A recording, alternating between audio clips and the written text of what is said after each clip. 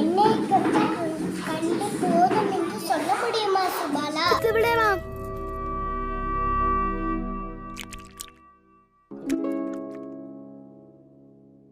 மறந்துவிடு, அது எடுப்பது சாத்தியமே இல்லை.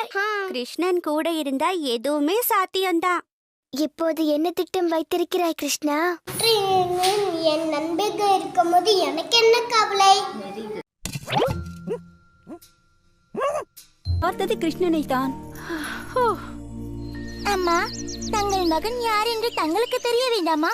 ஏன் இப்படி வினோதமாக நடந்து கொள்கிறீர்கள்? உங்கள் மகன் யாரு? அந்த அண்ணன் யார் என்று தெரியாது? கிருஷ்ணா, பிரபாவதி, நான் தான் கிருஷ்ணன். தந்தை பேர் நந்தா, பேரு யசோதா.